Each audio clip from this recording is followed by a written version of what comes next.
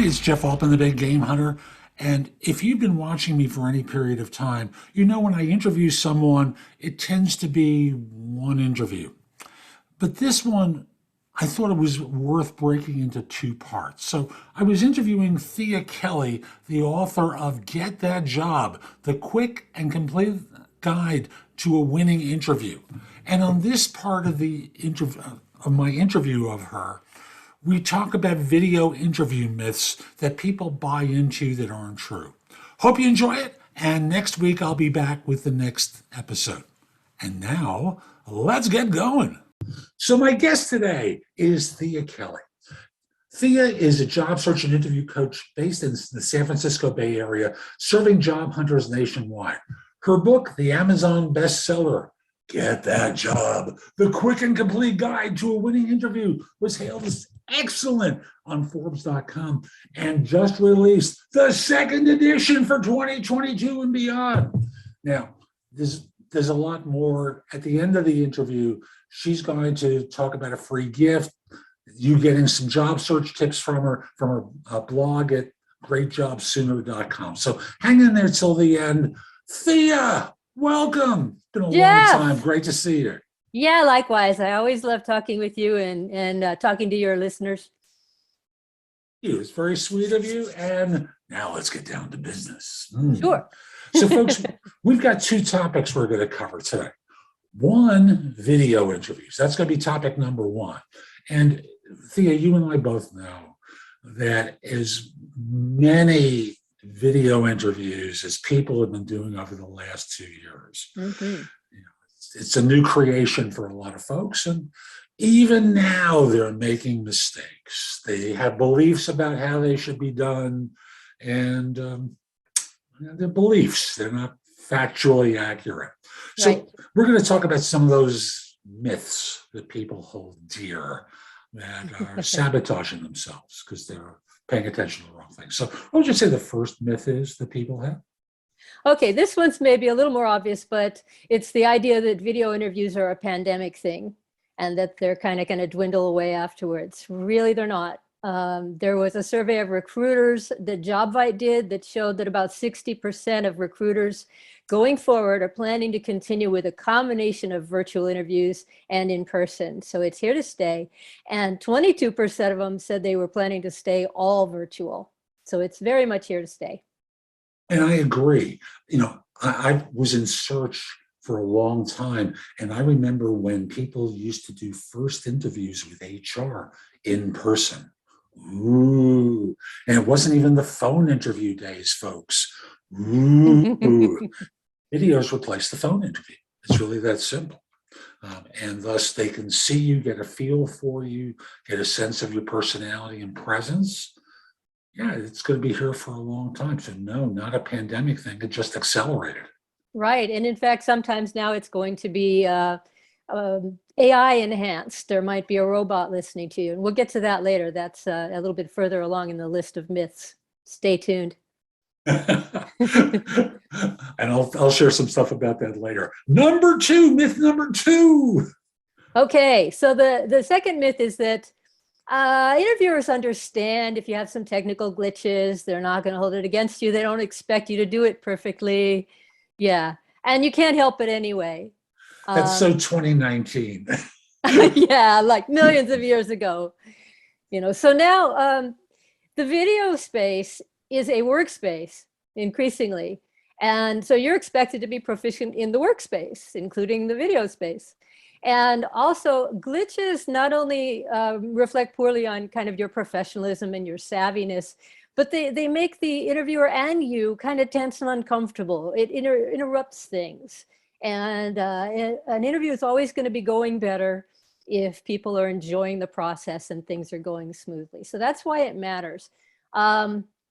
Another recruiter survey said that of the top 3 video interview mistakes, biggest mistakes, one of them, perhaps the biggest one, was poor connectivity. So even your connectivity matters in how you're being evaluated. So you want to have an internet speed of at least 1 to 4 megabits per second. Yeah. And you want nobody in your household hogging bandwidth, playing online games, or downloading or uploading things or streaming music, streaming videos. So ask everybody not to do that, just to be on the safe side. And close any tabs you don't need, any apps you don't need. And that's probably going to be enough to take care of it.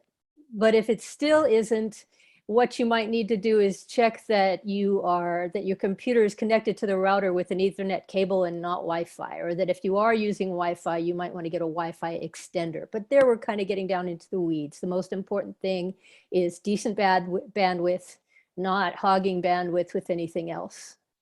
Agreed. Having had enough calls at the beginning of the pandemic, because I coach over Zoom and I have way preceding the pandemic, it's one of those awful things. And folks, there's not going to be a problem on your end. I'm just going to imitate what it's like to be in a situation where suddenly there's the interruption in the connection, and you have to kind of stare and be puzzled at the confusing sounds and then wave like you were doing before the beginning of this interview, where for some reason I connected and I didn't have audio.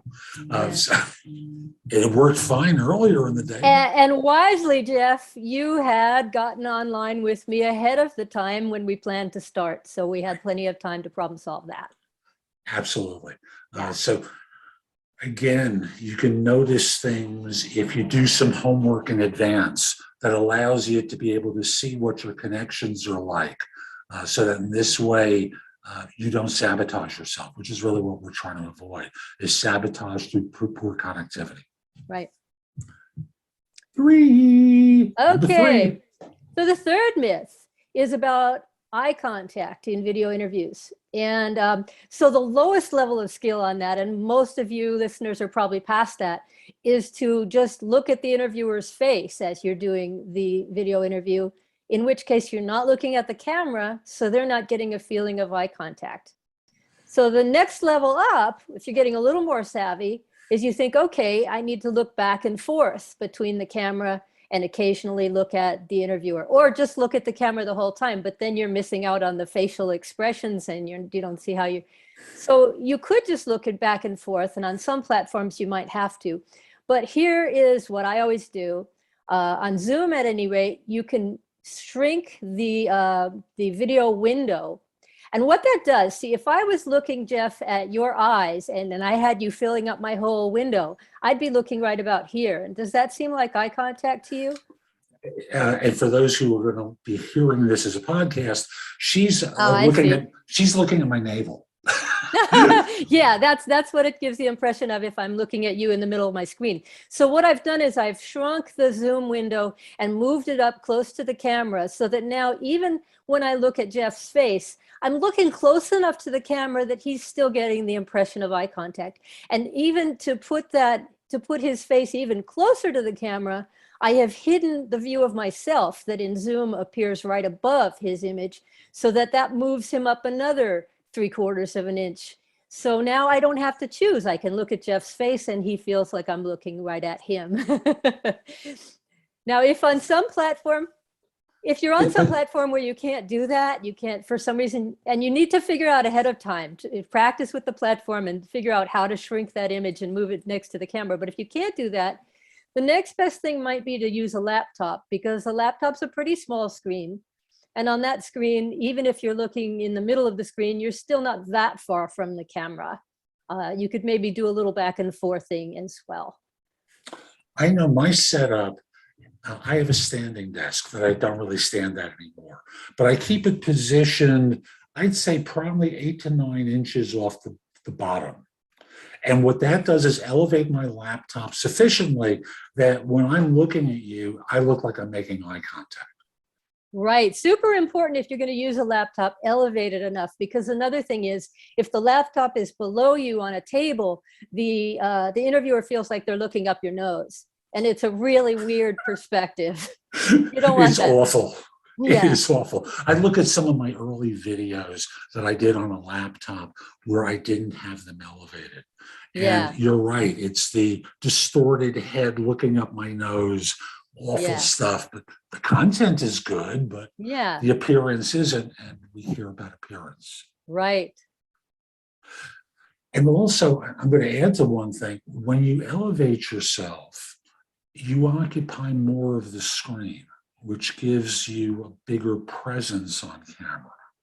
Hmm. And presence is important. Uh, there's someone I was talking to earlier in the week.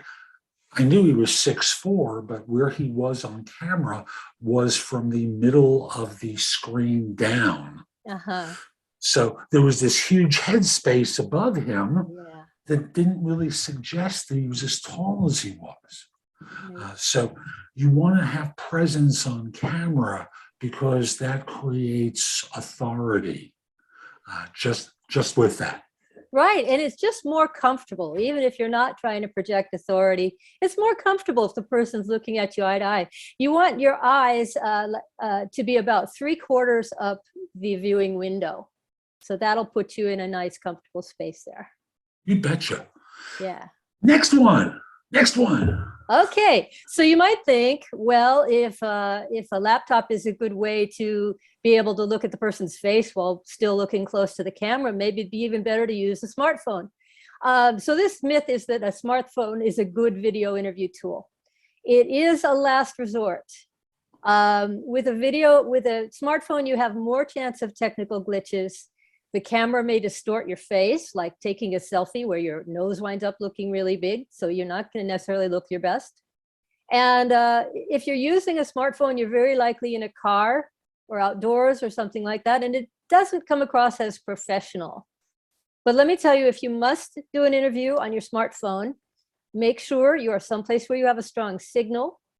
Prop up the phone so that, as Jeff was talking about, you have the right angle and they're not looking up at you or looking down at you. And you want to not use speakerphone. You're not going to get the best sound that way. Better to get some microphone enabled headphones. And of course, turn off your ringer and your notifications. So if you do all that, you can have a decent interview on smartphone if you have to, but better to do it with a laptop or a desktop. I agree. And, when I use smartphones to record video, I had a small stand I worked with to try and keep it stable. Yeah. If you don't have the time to get one because the interview is tomorrow and Amazon won't deliver on time for you, what you can always do, and it's not ideal, is sit in a chair and keep your arm on the armrest and just hold the phone in front of you, because that will stabilize it much more than if you have it propped up on something. So try and get comfortable, because you don't want the vibration of moving around to be distorting you and distracting the interviewer from you. Yeah, if you're going to have to do a phone video interview, practice ahead of time. Make sure you get these kind of things sorted out. Excellent. Yeah. How many more do we got? 2? I'm guessing. That was number 4, so we got 3 more. Okay, got 3 more. Good. Okay. The next myth that is very common is that you should dress more casually for a video interview. Now, the only time I would say that's true is once in a while I have heard people say, well, the recruiter told me to dress business casual or to dress casually, in which case, okay, the recruiter said so and they probably know. But in most cases, since again, the video space is the workspace now, you need to treat it like a normal workspace. And the general rule for dressing for an interview is one level of formality up from the way you dress on the job. So if on the job, you would be dressing in business casual, which is not the same as casual. It means like a shirt like I'm wearing that is not a t-shirt, and slacks that are not jeans, and maybe a blazer or something. And you're wearing a shirt with a collar as well. Yeah, yeah. So if that's how you would dress to do the job, then I'd say wear a suit for the interview, even though it is a video interview. You're going to make the impression of being more motivated, more serious about the job. There may be differing opinions on this, but I think most career professionals would agree on this one. What do you think, Jeff? I want to be clear. These days, I don't believe in ties anymore. So for the men, you can skip the tie. If you're going to wear a sport jacket, do that, And try to make sure it's not rumpled because of how you're seated. The back behind your neck can get pulled up in a jacket. So just make sure you do what talk show hosts do, is they pull the jacket underneath them and they actually sit on it to avoid that sort of Oh, weird look. I have a friend who was a nice. talk show host for many years. So he taught me that little trick for when you're on camera, to sit on your jacket. Now, for women, are you saying they should wear a blouse with a collar? What would you say women should do for the purposes of the interview? Yeah, for business casual, a blouse with a collar is probably very good, but it's also all right if it's some kind of a shell or sweater, as long as it's dressy looking, and accessorize it with a little bit of low-key jewelry so that it looks a little more dressy. So again, a suit jacket, maybe not. There's different views on that, but if it's for an executive role or something, I tend to think so. And because women, you're going to be more likely to do this than the men.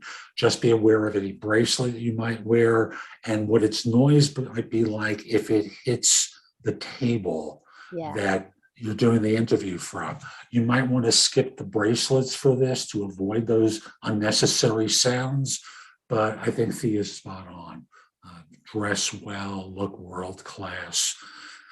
Men need to hear that more than women do. Women know what to do. Men are lazy about their appearance generally. I wish it were different, but it's what I habitually see. Might be. And oh, by the way, Zoom has a feature called Touch Up My Appearance. I love it. You access it by clicking the little arrow next to Stop Video in the bottom toolbar. And once you turn it on, it's on for all of your interviews, even if you shut down the computer. And it's great. It just sort of evens out your skin tone a little bit. This is both for men and women. Improves your coloring just a little bit. So that's a great thing to do. We could go on and on about interview appearance, but maybe we shouldn't get into too much detail about that. But if you get my book, there's more detail, quite a bit more about interview appearance. Thank you. Number 6. Okay. The 6 is that it's a good idea to use the virtual backgrounds on Zoom that are really cool, like the Northern Lights or the Earth as seen from outer space or something like that. And again, there may be differences of opinion on this. The interviewer may think it's really cool, but I find it kind of distracting to use any kind of gimmicky virtual background. And another thing about virtual backgrounds is that as you move around, sometimes parts of you will sort of disappear, or there'll be black outlines around you. And again, that's distracting. If you really need to use a virtual background to blur out some clutter in your background, the best are the ones that simply blur the background. In my opinion, those are nice and simple and won't distract anybody. I agree. For a moment, I thought you said use a virtual background, and I was kind of surprised by that. I don't believe in them. Right. And I do believe blurring is much, much better than most people's virtual backgrounds, because invariably what happens is, like you said, you move your head and there's this white jagged thing that shows up next to the head, and people go, oh, the virtual background, and they get distracted by the distortion. So I would say, Jeff, the background that you have behind you is very nice. It's not virtual. It's clearly your office or your study, and it is simple and tasteful and neat.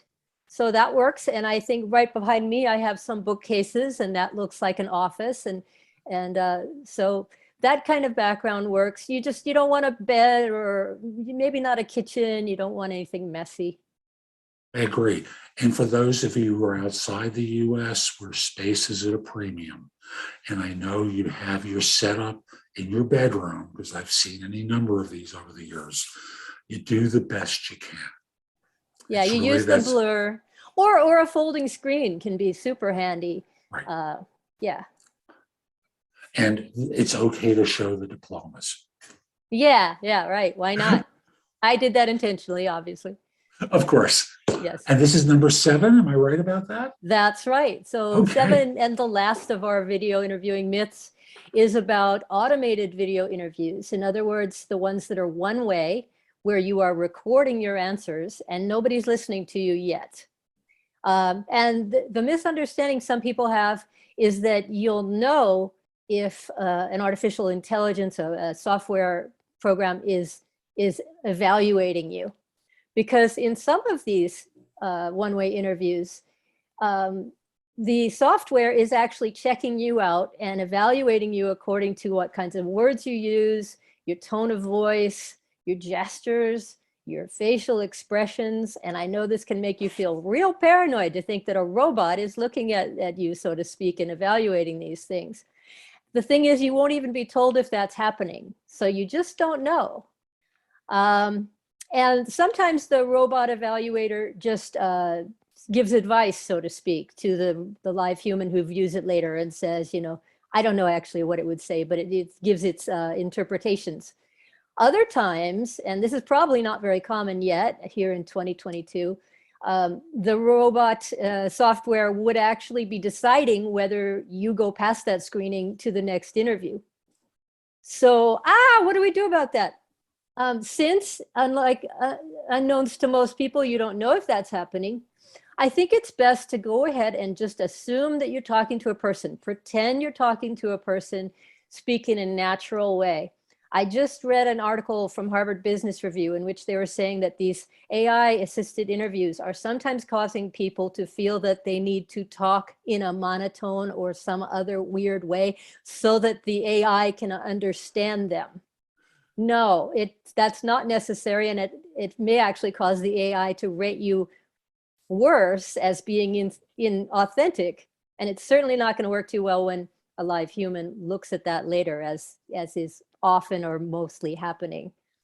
So speak naturally, whether there's a robot there or not, and pretend somebody's listening, because chances are somebody will be a little bit later. You have anything to add to that, Jeff? Oh, yes. Years ago, I interviewed one of the founders of HireVue for my other podcast. And this is going back 5-6 years at least. And he was telling me that, number one, they were looking at micro expressions on a person's face. Number two is different than the standard interview. Can you go back in a moment and say what a micro expression is? Thank you. You're such a good interviewer. Sure. It's the small expressions on your face that are tells to a system, and they come in all sorts of forms. So it could be the small smile or the big smile, the twinkle in your eyes or its absence. It'll measure your tone of voice to get a sense of whether you're being dynamic, enthusiastic, or monotone. A whole bunch of things. There's several hundred of them that exist around the face, and the system was designed to evaluate and assess based upon these small nuanced expressions. Again, going back 6 years or more. And I may have interviewed him in 2014, but certainly no later than 2016. Then from there, your actual answers were being compared to answers given by people within the organization. So it wasn't necessarily the right answer that they were looking for. They were looking for the answer that a person in that role might have given in that particular team that you'd be interviewing for, and how similar or dissimilar the answer was. So it was really very interesting talking to him, because again, circa 6-8 years ago, very different technical climate. And again, HireVue, I'm sure, has done a much better job than the tech from years ago, but it's harder to BS those systems on these dynamics. So frankly, the goal for you folks should be your best self. Don't try and impress a computer, because it can't be impressed. It doesn't care. What it does is evaluate based upon certain dynamics. And from your standpoint, folks, you always want to be your best self in any interview. And if you're not hired because you had a different kind of smile or didn't smile in the course of the interview, and it can happen. Yeah. It's really interesting. Yeah, and some employers have actually backed down from having AIs evaluate uh, these automated interviews because of things like having it turn out that the AI discriminated against certain types of people. Maybe it couldn't read expressions on dark-skinned people, or it somehow didn't understand women's ways of expressing themselves. So they're not all using them, but some are. But like Jeff said, the key is be your best self, speak naturally as though you're speaking to a human being, and let the chips fall where they may. So if I were to summarize the positives by looking at some of the opposites, you dress like an all-star. You make eye contact with the interviewer. You make sure your background looks well or you blur it out. You connect with people. Give me some more. Give me some more. Let's go to the positive statements from the negatives that you offer. Let me go back. Good bandwidth. You have good bandwidth. Yeah, use a laptop or a desktop, and realize it's here to stay, and embrace video interviewing. Don't try to like hold your breath and hope for it to be over, or don't try to expect them to cut you some slack in some way. Right, because no one cuts slack. Right. No one cuts any slack. You certainly can't count on it. No. So that's the end of part 1 of my interview with Thea Kelly, the author of Get That Job, the Quick and Complete Guide to Winning Interviews, or to a Winning Interview. I'll have a link to the book in the show notes. Plus, she also has a free gift available to you. Again, I'll have that link in the show notes. Next week is going to be part 2. Hope you enjoyed this one. And in the meantime, hope you have a terrific day. And if you're interested in working with me, of course, visit my website, thebiggamehunter.us. There's a ton in the blog, plus information about my books and guides and courses at the website. You can also schedule time for a free discovery call or schedule time for coaching. I'd love to help you. Also, connect with me on LinkedIn at linkedin.com/IN/TheBigGameHunter. Have a terrific day, and most importantly, be great. Take care.